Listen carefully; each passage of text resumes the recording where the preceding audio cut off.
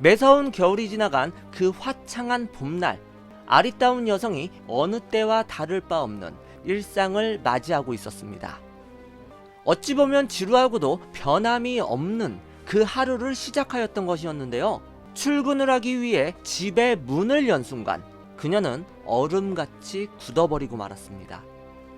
그리고 그 화창한 날씨에 어울리지 않게 그녀의 단발마가 아파트 단지 내를 가득 채우게 되었고, 평범한 시작을 알렸던 그날이 그녀에게는 생의 마지막 날이 되었습니다.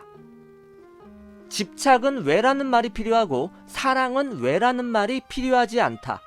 김재식 작가님의 저서 사랑할 때 알아야 할 것들 중에서 나온 사랑과 집착의 차이를 알려주는 문구인데요. 꽃처럼 아름답고 젊디 젊은 여성이 생을 마감하게 된 이유는 바로 이별 범죄, 헤어진 남자친구의 집착 때문이었습니다.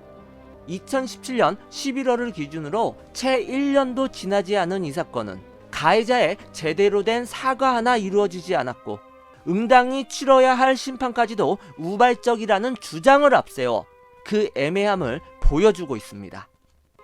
세상에 둘도 없는 모든 걸 사랑하는 사이에서 집착 때문에 피해자와 가해자 모두 파멸의 길로 몰아간 백주대낮에 벌어진 그 잔혹한 이별 범죄에 대해 알아보도록 하겠습니다. 2016년 4월 19일, 그 날짜만 들어도 충분히 느낄 수 있는 어느 화창한 봄날의 한 가운데였습니다. 서울 송파구 가락동의 어느 아파트에 살던 당시 32살의 김정은 씨는 여느 때처럼 출근 준비를 하고 있었습니다. 그 분주함을 끝내고 현관문을 나서는 순간 그녀는 소스라치게 놀랄 수밖에 없었습니다. 헤어진 전 남자친구 한모 씨가 정은 씨의 출근 시간에 맞춰 그 현관문 앞에서 그녀를 기다리고 있었기 때문이죠. 그리고 그의 손에는 날카로운 흉기가 들려져 있었다고 합니다. 정은 씨의 날카로운 비명이 아파트 단지 내에 울려 퍼지며 순간적으로 그녀는 그를 피해 맨발에도 불구하고 야외 주차장 쪽으로 달려나가게 되었습니다. 하지만 얼마 못 가서 그녀는 넘어지게 되었고, 한 씨는 기다렸다는 듯이 넘어진 정은 씨에게 다가가 가지고 있던 흉기로 그녀의 목, 옆구리, 그리고 심장 총 6곳을 무자비하게 찔렀다고 합니다. 정은 씨가 밖으로 뛰쳐나간 이유는 도움을 청할 수 있는 그 사람들이 많기 때문이겠죠. 그곳에도 역시 아파트 경비원과 주민들이 있었지만 한 씨는 그런 것에 아랑곳하지 않고 경비원이 제지하러 다가서자 가까이 오면 찔러 죽여버리겠다며 그 서스러운 칼로 위협을 하였다고 합니다. 이렇게 경비원이 주춤하는 사이 흉기를 아파트 쓰레기통에 버리고 준비했던 오토바이를 타고 황급히 한 씨는 그 자리를 피하게 되었습니다. 정은 씨는 급히 인근 병원으로 후송되었으나 상처가 깊어 끝내 눈을 뜨지 못하였습니다.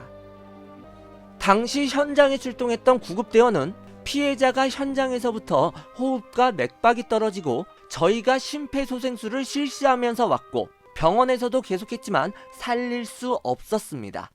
이렇게 그 긴박했던 상황을 증언하였습니다. 하지만 아파트 현관 입구의 CCTV에는 비명을 지르며 건물을 빠져나가는 정은 씨와 칼을 들고 쫓아가며 주차장에서 범행을 저지르는 그 한 씨의 모습이 고스란히 찍혀 있었습니다.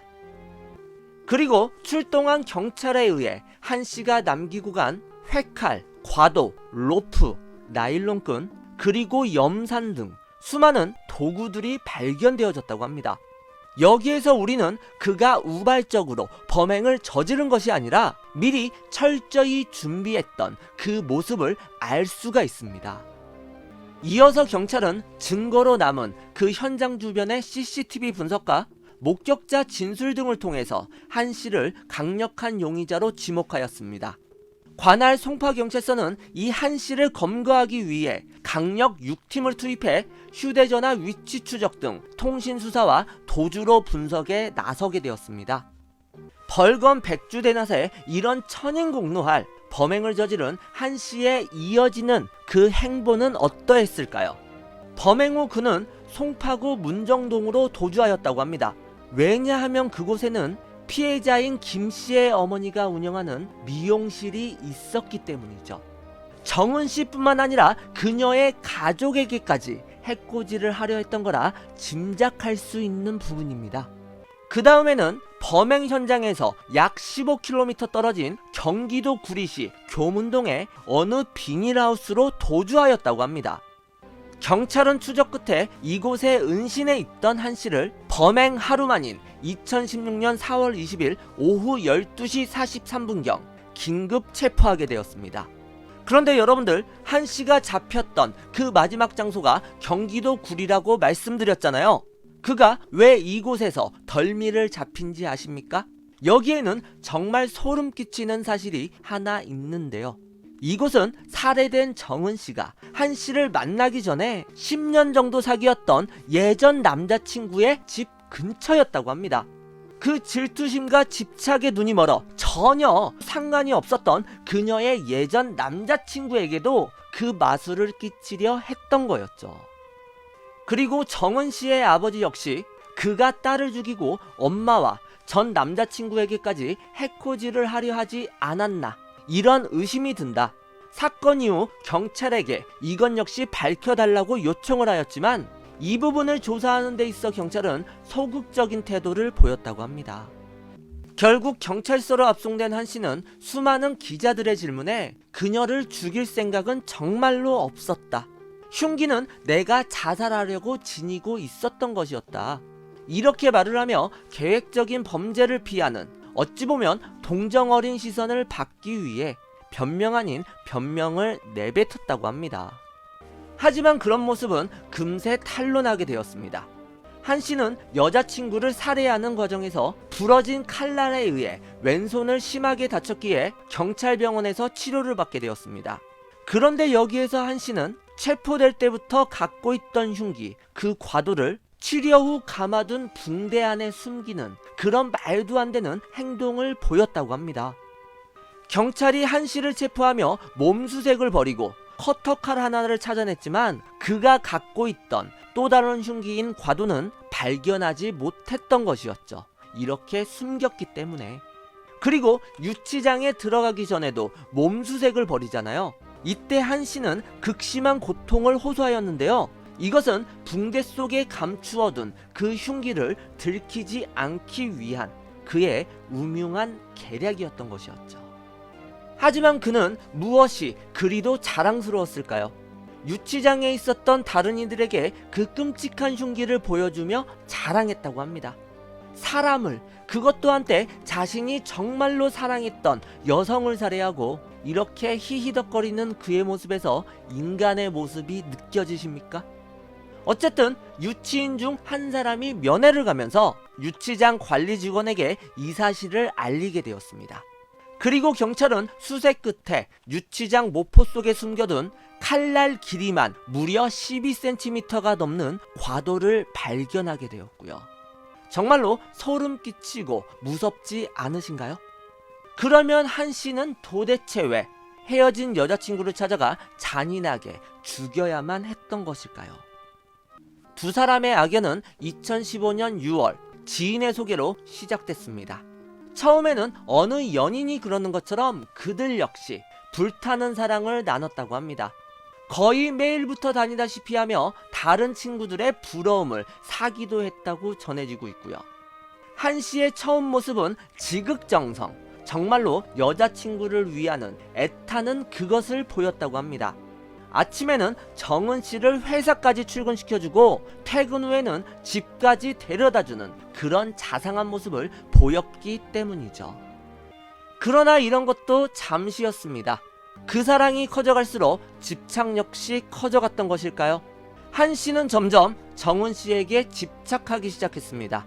어디를 가면 간다고 언제나 이야기해야만 했으며 일거수일투족을 모두 보고하지 않으면 불같이 화를 냈다고 합니다. 어쩌다 말을 못하게 되면 왜 나한테 말을 못하냐, 무언가 숨기고 있지 않느냐, 이렇게 병적인 모습을 보였다고 해요. 한씨 그는 사랑하는 연인을 믿지 못했던 것일까요? 자신이 아닌 다른 사람을 만나는 것을 극도로 싫어했다고 합니다. 당연히 이와 같은 의심과 집착에 두 사람은 점점 다툼이 잦아질 수밖에 없었습니다. 결국 2016년 2월 참고 참았던 정은 씨가 결별을 선언하게 되었고, 이에 한 씨는 그 헤어지자는 말에 그 이별 통보를 받아들이지 않으려고 했습니다. 그리고 얼마 후 상상을 초월하는 협박과 잔혹한 스토킹이 시작되어졌습니다. 수시로 함께 죽자, 죽여버리겠다는 등 쉴 새 없이 문자와 협박 전화를 했으며, 예전 여자친구도 헤어질 때 죽이려다 실패해서 다리만 부러뜨렸는데 너는 절대 실패하지 않겠다, 이런 끔찍한 말을 내던지며 그 협박의 수위도 점점 높아갔다고 합니다. 그 미련 때문일까요? 한 씨는 헤어진 뒤 얼마 지나지 않아 정은 씨에게 손편지를 보냈다고 합니다. 여기에는 부부가 상대편을 부르는 여보라는 호칭을 사용하고 있고요. 아니, 한창 그 사랑이 익어갈 때 이런 표현을 쓰면 누구나 이해할 수 있죠. 하지만 헤어진 상황에서 이러한 표현은 일반인의 상식으로는 너무나도 부끄러운 말이라 생각이 들진 않으십니까? 그리고 이 편지를 보시면은 우리가 헤어진 지 정확히 12시간이나 흘렀네, 이런 대목까지도 쓰고 있잖아요. 정말 소름이 끼치는 그런 사실이라 생각이 듭니다. 그들이 통화를 하면서 내가 지금 너를 협박하려고 전화하는 것이 아니라 나는 지금 네가 절실히 필요해서 여기까지 왔다고 말하고 싶었던 거야. 나는 누가 살려줘? 너 살고 나 죽고? 원하는 게 그거지. 나는 네가 너무나도 무섭다고. 절규하는 정은 씨에게 한 씨는 또다시 대답을 하였습니다. 죽이고 싶다 그랬지 내가 언제 죽이겠다고 했냐. 내가 너를 사랑한다고 진심이라고 한 건 하나의 거짓도 없었어. 이렇게 극도로 다른 모습을 보이며 아직도 우리는 진행 중이다, 이렇게 그녀가 자신의 연인이라 생각을 하며 정은 씨를 너무나도 괴롭혔다고 전해집니다. 하지만 여기에서 그치지 않고 거의 매일 정은 씨가 사는 아파트 앞에 나타나 보란듯이 집 앞에 차를 세워두고 멀리서 그녀를 지켜봤고, 심지어는 아파트 맞은편 교회에 올라가 지방까지도 수시로 살펴보았다고 합니다. 또한 영화를 정말 많이 봤던 거였을까요? 내가 너 때문에 자살을 할 수도 있으니 미국에 사는 동생에게 USB를 보내 그 속에 담겨진 우리 둘만의 은밀한 내용물을 인터넷에 퍼뜨리겠다는 세상에서 제일 추잡한 협박까지도 서슴없이 하였다고 합니다. 이런 답답하고 숨막히는 날들이 이어졌지만 정은 씨는 부모님에게 걱정을 끼쳐드리기 싫어서 전혀 이야기하지 않았다고 합니다. 처음에 혼자 해결해 보려고 2달 동안이나 노심초사하며 지냈으나 아시다시피 모든 것이 허사였죠. 그녀는 더 이상 견딜 수 없는 상황에 이르렀고, 더 이상의 탈출구가 보이지 않게 되자 모든 사실들을 부모님에게 털어놓을 수밖에 없었습니다. 그런데 이것을 빌미로 오히려 한 씨의 협박 강도는 더욱 심해졌다고 합니다. 이에 정은 씨의 부모님의 걱정과 근심도 커져만 갔고, 가족들은 집을 나설 때마다 한 씨의 차량이 있는지를 습관적으로 살펴봐야만 했다고 합니다. 하지만 그들은 경찰에 신고해야겠다는 그 생각을 아예 하지도 못했다고 합니다. 한 씨의 과도한 집착에 만약 그랬다가는 정말로 큰일이 벌어질 것만 같았기 때문이죠. 이에 아버지가 할 수 있는 건 정은 씨가 출퇴근을 할 때 같이 동행하는 것 뿐이었다고 합니다. 그리고 아버지가 일이 있어 함께하지 못했을 때는 미용실을 운영하는 어머니에게 전화를 하여 내리는 시간과 지하철 출구를 알려주고 만나게 돼서 겨우겨우 집에 도착할 수 있었다고 합니다. 이렇게 한 남자의 집착이 한 가족을 공포에 몰아넣게 되었습니다. 그리고 비극적인 사건 당일 정은 씨의 아버지는 자전거를 타고 아침 운동을 나갔다고 합니다. 얼마 동안 한 씨가 집 앞에 나타나지 않자 스토킹이 잠잠해졌다고 방심을 하였고, 한 씨는 이것을 노렸던 것이고요. 언제나 그녀의 집을 살펴보았기에 그 패턴을 알았고, 어머니가 미용실에 출근을 하여 정은 씨 홀로 남겨지게 되자 이 틈을 놓치지 않고 정은 씨를 살해했던 것이었죠. 정은 씨의 아버지는 단 하루 집을 비웠던 그날에 대해 자꾸만 자책하고 눈물을 흘리며 견디기 힘들어 하셨습니다. 그런데 한 씨는 대체 무엇 때문에 헤어진 여자친구에게 병적인 집착을 했던 것이었을까요? 먼저 한 씨의 성장 과정에서 그 문제를 엿볼 수 있습니다. 한 씨는 그가 13살 때인 1997년 미국으로 이민을 가서 미국 시민권까지 취득하였지만 제대로 적응을 하지 못하였다고 합니다. 결국 이민 생활 3년 만에 홀로 아무도 없는 한국으로 돌아오게 되었고요. 부모님과 남동생은 그대로 미국에 살면서 한 씨는 10년을 홀로 의지할 곳 없이 외로이 한국에서 살았던 것이었죠. 가치관이 설립될 아주 예민한 사춘기 시절을 외톨이처럼 보냈기에 애정결핍에 시달렸고, 이 때문에 이별 통보를 받아들이지 못해 끔찍한 결과를 초래했을 거란 그런 생각이 들진 않으신가요? 이를 뒷받침하듯이 이수정 경기대 범죄심리학과 교수는요, 세상에 대한 피해의식을 가진 사람이 여성을 사귀게 되면 여성에게 병적이게 집착을 하게 될 그 가능성이 굉장히 높다, 이렇게 분석을 내렸다고 합니다. 한 씨는 혼자라는 두려움과 그 정에 굶주렸던 것이었죠. 하지만 이런 불우한 성장 과정이 그에게 면죄부를 줄 수는 없다고 생각이 듭니다. 그리고 한 씨는요, 자신의 직업도 역시나 속였다고 합니다. 처음에는 은행에 다닌다고 하였으나 이것은 거짓말이었고, 그는 실제로 의류업에 종사했다고 합니다. 허세와 거짓이 역시나 그에게 동반되어졌던 것이었죠. 그런데 직장에서도 조차 그의 존재를 아는 사람이 별로 없었다고 합니다. 대인관계를 거의 맺지 않았기에 한 씨 그에게는 이 정은 씨가 유일한 소통구이자 오직 하나뿐인 세상과의 출입구 그 자체라고 보시면 될 것 같습니다. 한 씨가 정은 씨와 사귈 때는요, 일정한 직업조차 없었으며 정은 씨에게 340만 원을 빌리는 그러한 일까지도 있었다고 합니다. 정은 씨는 너에 대한 마음이 와장창 깨졌는데 깨진 접시를 붙여서 다시 우리가 만나서 결혼해서 잘 살 수 있을 것 같냐? 나를 놓아줄 생각이 전혀 없느냐? 사랑하는 방식이 잘못된 거잖아. 이렇게 절실히 자신의 속마음을 말하였으나 한 씨는 그 여자친구를 죽이는 것으로 자신의 집착, 그 소유욕을 해결했습니다. 이러한 끔찍한 일이 벌어지고 남겨진 정은 씨의 가족들의 그 상처는 더욱 깊어져만 갔습니다. 일남일녀 중 장녀였던 그녀는 부모님의 든든한 딸이었고요. 대학 졸업 후 일본 유학을 다녀왔고, 그곳에서 배운 일본어 실력으로 어느 치과에 통역사로 취업을 하였다고 합니다.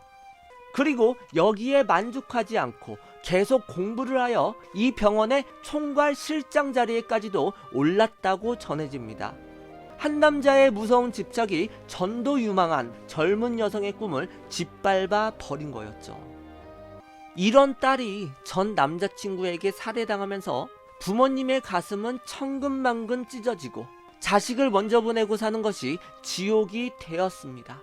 사랑하는 연인을 무참히 죽인 한 씨, 아시다시피 그는 경찰에 긴급 체포되었지만 그의 입에서는 우발적인 사고였다, 이런 말이 나오며 계속해서 계획범죄를 부정하는 뻔뻔한 사람 같지 않은 모습을 보였다고 합니다.